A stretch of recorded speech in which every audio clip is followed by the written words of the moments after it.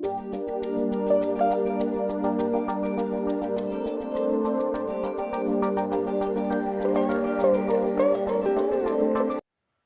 Indonesia, selamat datang kembali di channel Togar BW.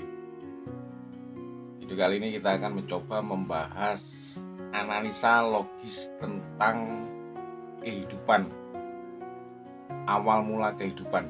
Kita akan mencoba belajar, mencoba menganalisa secara logika yang sederhana, tidak terkontaminasi pemikiran orang lain, tidak katanya orang luar, tidak katanya orang sana, baik itu yang atas nama agama atau ilmu pengetahuan.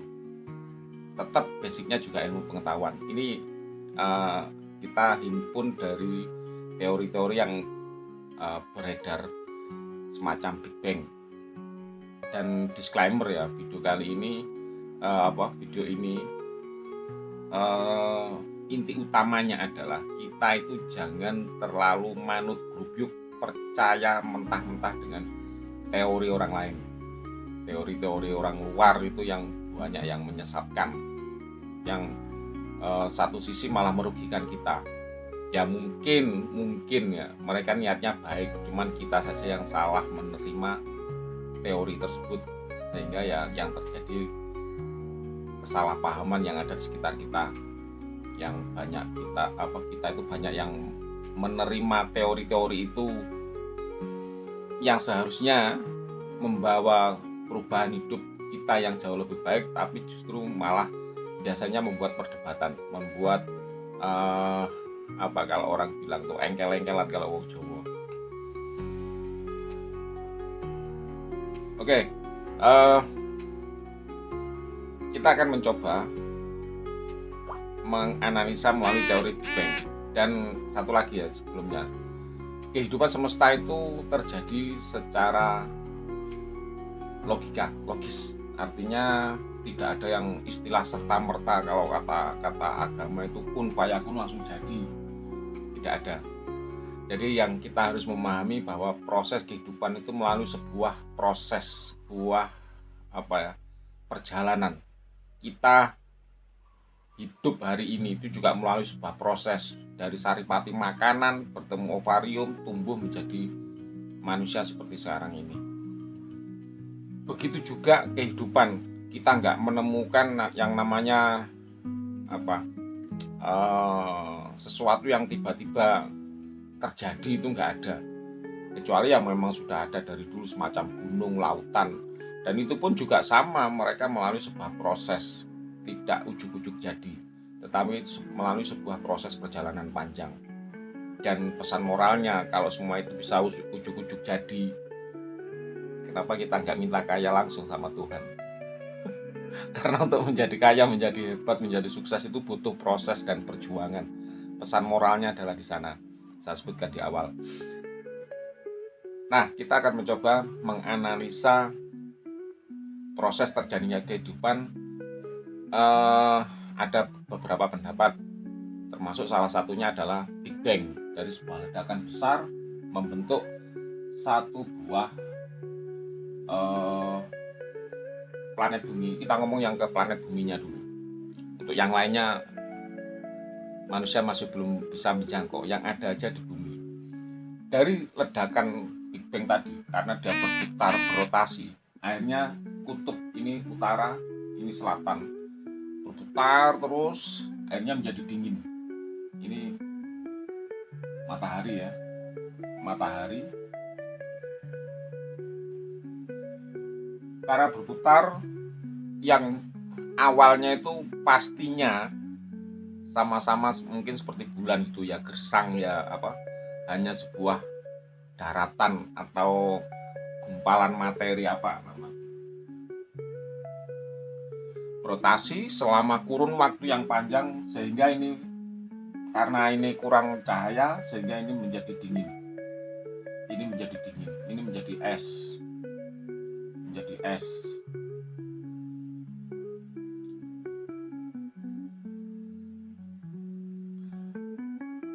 hingga kurun waktu yang panjang. Selama proses ini, karena ada oksigen, terus ada cahaya, ada oksigen. Ini kan pada akhirnya juga tumbuh kehidupan. Mungkin awalnya juga tumbuh-tumbuhan atau mungkin bakteri atau apapun lah ini tumbuh. Membeku selama kurun waktu yang panjang, akhirnya es ini mencair dan daratan pun tenggelam. Bumi itu tenggelam oleh air karena esnya sudah mencair. Terus mencair itu banjir itu selama kurun waktu yang panjang juga, nggak ada yang tahu berapa lamanya, tapi secara teori ya pasti lama gitu loh. Jadi menjadi lautan itu juga dalam waktu yang lama. Dari proses itu terendam air, airnya juga tumbuh-tumbuh kehidupan.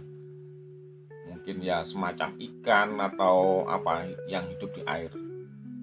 Sama juga dengan kita itu juga dulu di dalam kandungan itu juga di dalam air ketuban, berendam di dalam air ketuban. Prosesnya melalui mirip juga dengan diri kita. Semesta juga secara teori banyak yang meyakini seperti itu. Setelah mulai surut, tumbuhlah kehidupan-kehidupan sedikit demi sedikit. Sampai akhirnya terjadilah proses manusia yang makhluk tadi itu karena bertemunya sesuatu terjadi itu bukan karena satu unsur, tetapi banyak unsur yang akhirnya menjadi tumbuhan,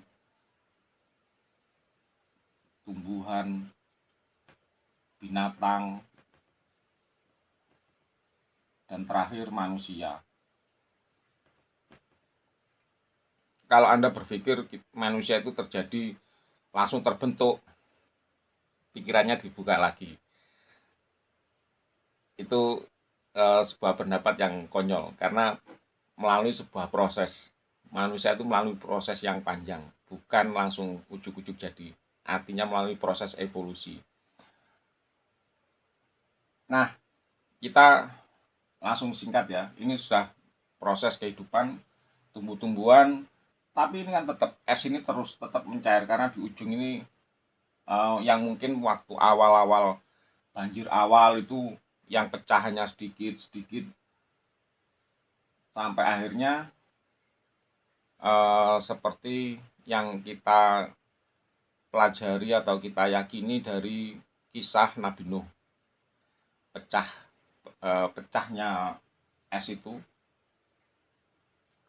atau banjir itu pada kisah Nabi Nuh. Nanti kita berangkat dari kisah Nabi Nuh ya. Jadi sebelum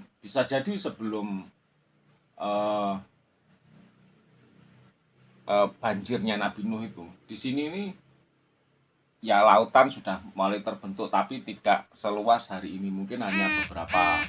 Terus terjadilah gunung-gunung atau daratan. Selebihnya itu ini laut, mungkin ini daratan. Yang namanya kehidupan, makhluk hidup itu butuh makan. Makhluk hidup bisa hidup ketika mendapat sinar matahari, mendapat oksigen yang bagus. Tumbuh-tumbuhan itu bisa rantai-rantai makanan terjadi itu. Yang paling logis adalah berada di wilayah ekuator, khatulistiwa. Entah dari timur, dari barat, itu dulu ini ada kehidupan, ada peradaban, ada kehidupan. Bisa jadi manusia seluruh dunia itu berkumpul di wilayah Nusantara. Kita nggak tahu entah Nusantara atau Afrika atau Amerika Latin, pokoknya yang di wilayah ekuator atau garis khatulistiwa. Tapi kalau kita melihat jejak sejarah, jejak kehidupan, itu bisa jadi wilayah di Jawa, Tibet. Karena gini, pada saat banjir, manusia itu kisah dari Nabi Nuh itu ya, saat buat Nabi besar.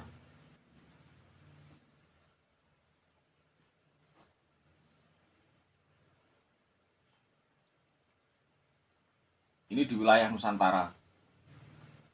Semua penduduk dunia mungkin berada di sini. Akhirnya karena banjir dibawa kapal, yang lainnya itu kan ikut kapal, dan terakhir surut kapal itu di wilayah Turki. Terus banyak penduduk itu kan yang melarikan diri itu di atas gunung. Di Jawa itu yang berada di ketinggian itu kan banyak kampung-kampung di wilayah Wonosobo, Dieng, itu bisa jadi dulu juga bagian dari peradaban atau manusia-manusia awal-awal kehidupan di atas gunung. Jadi makanya banyak gunung-gunung itu dibuat kehidupan, karena dari tenggelam, dari posisi tenggelam, lautan tenggelam, ini kan yang berada di yang paling amannya adalah di dataran tinggi. Ketika semakin surut sehingga membentuk pulau-pulau menjadi lautan, ini manusia ini turun, termasuk di Nepal, di ketinggian-ketinggian itu kan banyak itu. Bisa jadi mereka itu bagian dari manusia-manusia prasejarah yang mulai turun-turun, akhirnya membentuk kehidupan seperti saat ini. Mana masuk akal nggak teorinya? Kan biasanya orang itu akan kembali kepada habitatnya. Bisa jadi pada saat Nabi Nuh ke wilayah utara, mereka menurunkan penumpang di wilayah situ, akhirnya banyak yang turun ke Eropa, terus ke Asia di sekitar Mesopotamia, di Babylon, di Jazirah Arab ini. Karena sejarah peradaban itu yang tua itu kan di Mesir, di daerah Mesopotamia, di wilayah itu ya, terus berkembang ke Eropa, terus akhirnya menyebar. Yang di karena yang di mereka yang membuat perahu itu kan artinya mereka sudah cerdas. Mereka bagaimana menghindari bahaya dengan membuat perahu. Artinya memang di sebagian sini yang naik perahu itu orang-orang pinter. Terus yang nggak naik perahu itu hanya naik gunung ini, selamat ini ya, selamat naik karena menyelamatkan diri dia naik gunung. Yang dia kan nyari simpelnya aja, seperti kita di Indonesia, orang-orang kita mau simpel ngapain lah susah-susah, udah naik gunung aja sudah, yang penting selamat dari kebanjiran tadi. Yang lainnya sudah menyeberang, dia menggunakan perahu kan artinya mereka itu sudah pinter, mereka menyeberang sehingga membentuk kehidupan di wilayah utara tadi, di Mesir, akhirnya berkembang lagi terus sampai, karena mereka itu kan pasti ingatannya itu enak ya kalau dulu itu masih di wilayah sana, itu dulu itu kan enak, kita dulu masih belum pindah kan, mereka dapat makan mudah kan di wilayah Nusantara ini. Begitu bergeser yang berbeda area menjadi area subtropis, untuk mencari makan kurang, tapi mereka mau balik itu juga susah. Mereka hanya kan dari waktu ke waktu terus itu hanya diceritakan enak dulu, masih mbahmu itu masih berada di sana tuh enak, nyari makan di sana mudah, kalau di sini sekarang kita susah, ada gurun, ada musim salju, terus itu kan diberitahukan ke anaknya. Dan satu lagi, basic orang itu kalau cerdas, biasanya itu tetap cerdas, turunannya itu masih cerdas, karena orang tuanya kan ngajari ya. Anda bisa lihat aja semua itu, kalau orang tuanya cerdas, anaknya itu biasanya cerdas. Nah, mereka kan sudah terbiasa membuat peralatan untuk bertahan hidup, sehingga mereka pun terpikir lagi, di mana ya, katanya dulu nenek moyang itu ke satu tempat di sana itu dulu enak. Ya mungkin yang cerita Atlantis itu, sehingga mereka berusaha ekspedisi kembali lagi ke Nusantara. Seperti hari ini mereka berusaha mencari turun kembali ke Nusantara. Sedangkan orang-orang yang ada di Nusantara ini masih tetap, bisa jadi kehidupan kita di sini di Nusantara ini ya, orang-orang yang dulu naik gunung turun akhirnya menyebar ke wilayah Nusantara ini. Jadi yang keluar itu kembali lagi lah ke sini. Atau yang banyak yang mereka yang di luar itu awalnya itu memang dari sini gitu. Logika yang paling mudah itu sedemikian demikian itu. Dan mungkin ya Nabi Nuh itu juga mungkin di wilayah Sulawesi ya, mungkin ya. Karena orang-orang di Sulawesi itu semacam Pak Habibie, terus dulu itu siapa itu yang bikin pesawat dari mesin sepeda motor bisa terbang, si siapa, Mas Hairul atau siapa itu yang dia bisa membuat, mereka itu kan cerdas sebenarnya, mungkin membuat perahu, terus membuat pesawat, kan Pak Habibie kan dia juga pinter dari mungkin dari ras di Sulawesi ini mungkin banyak orang-orang yang pinter yang membuat seperti itu. Mungkin orang-orang Eropa awal-awalnya mungkin juga ada yang dari wilayah sini, bisa jadi loh, kita nggak tahu lagi karena biasanya tuh orang itu kan genetiknya pinter, biasanya ya masih nurun nurun pinter gitu loh. Nah, mereka pinter membuat peralatan, sampai hari ini orang Bugis itu juga pinter membuat perahu, bisa jadi mereka ini masih keturunan Nabi Nuh yang akhirnya pindah ekspan ke menghindar banjir tadi itu, pindah ke wilayah utara, mungkin sekitaran Asia Utara, Rusia. Kan itu kan banyak yang mengatakan bahwa kita tuh ras Arya yang datang ke sini. Kalau saya melihatnya bahwa mereka itu awalnya dari sini menghindar, akhirnya balik lagi. Dan itu sudah banyak orang-orang yang dalam kehidupan itu akan kembali ke titik awal di mana nenek moyang atau apa itu biasanya orang kembali. Secara teori demikian. Jadi bisa jadi awal mula kehidupan adalah di wilayah kita Nusantara ini. Cuman karena kita itu biasa males untuk mikir, ngapain naik perahu, bikin perahu susah-susah, kita naik gunung saja sudah selamat, nggak usah ngapa-ngapain. Dan di kita di Indonesia rata-rata ya berpikirnya simpel, ngapain susah-susah. Dan itu sampai hari ini kita turun temurun seperti hari ini, sehingga orang-orang yang pintar tadi balik lagi ke sini, kita banyak yang terdesak dan kita dibodoh-bodohi oleh mereka yang kembali ke sini. Ya mungkin mereka niatnya nggak membodohi kita, berinteraksi nyari makan di wilayah Nusantara, mereka balik lagi karena sumber makanan di sana nggak ada, akhirnya mereka balik lagi ke wilayah Nusantara, berinteraksi dengan orang-orang yang masih bertahan di wilayah Nusantara dulu sampai hari ini. Nah, terjadilah ya pertukaran informasi, pengetahuan, karena kita males mikir, pendapat-pendapat itu kita telan mentah-mentah sehingga menjadi sebuah keributan perdebatan hingga hari ini. Baik itu tentang agama, tentang ilmu pengetahuan, terus apalagi bagaimana penataan sistem pemerintahan gitu. Jadi awal mula kehidupan kalau saya melihat sebenarnya kita ini di sini adalah sebagai awal mula kehidupan, tapi ya kita telat untuk berevolusi, untuk berubah. Tetapi nggak ada salahnya kita hari ini juga mulai bersadar semua untuk berpikir, untuk merubah pola pikir kita, pandangan hidup kita, bagaimana menjalani kehidupan yang jauh lebih baik. Tidak terdesak mereka yang lebih pintar, dan kita harus segera berubah. Kalau enggak, ya nanti kita akan tetap tenggelam. Oke, demikian video kali ini, semoga diterima, semoga dimengerti. Nanti kita akan bahas lagi yang lebih jauh, misal tentang masalah agama, misal tentang masalah ilmu pengetahuan, dan itu banyak. Mereka itu orang-orang luar itu sebenarnya ya kalau Anda memahami ya, Anda mempelajari kehidupan, struktur alam semesta, bagaimana prosesnya, Anda itu pasti akan menemukan bahwa banyak sekali teori-teori itu yang nggak masuk akal, seperti pergi ke ruang angkasa menggunakan peralatan ini dan itu, yang sebenarnya itu ya sebagian itu hanya apa ya, mengelabui kita untuk meyakinkan bahwa mereka sampai di sana untuk melakukan ini dan itu. Tetapi ada banyak hal yang itu tidak masuk akal. Tapi nggak masalah mereka membuat teori-teori seperti itu, kita pun mengiyakan. Intinya kita tidak usah terlalu mempercayai pendapat-pendapat teori orang lain.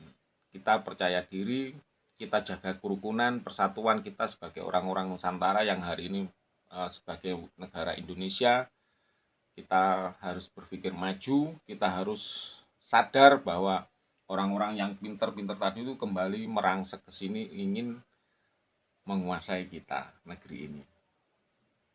Oke, demikian video kali ini, semoga diterima, semoga dimengerti, tetap semangat untuk menjadi Indonesia yang jauh lebih hebat di masa mendatang.